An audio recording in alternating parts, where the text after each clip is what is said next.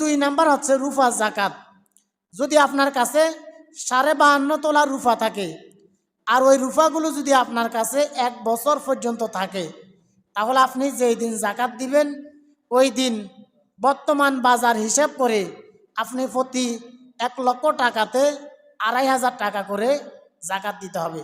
তাহলে স্বর্ণ জাকাত হচ্ছে যদি কারো কাছে 7.5 ভরি স্বর্ণ থাকে, আর রুফার জাকাত হচ্ছে যদি কারো কাছে 52.5 তোলা রুফা থাকে, তাহলে আপনি যেই দিন জাকাত দিবেন ওই দিন যত লক্ষ টাকা হয় প্রত্যেক লক্ষ টাকা 1 লক্ষ টাকা থেকে আপনাকে 2.5% হারে, অর্থাৎ 1 লক্ষ টাকাতে আপনাকে 2,500 টাকা করে জাকাত দিতে হবে।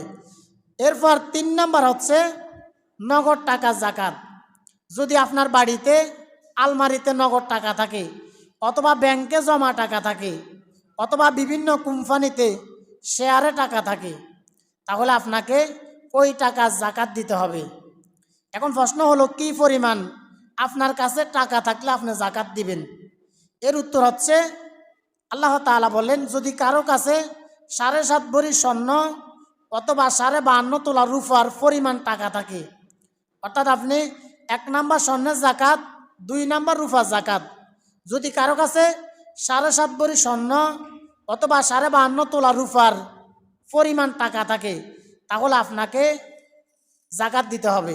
তাহলে 1 নাম্বার স্বর্ণের জাকাত, 2 নাম্বার রূপার জাকাত, 3 নাম্বার হচ্ছে নগদ টাকার জাকাত।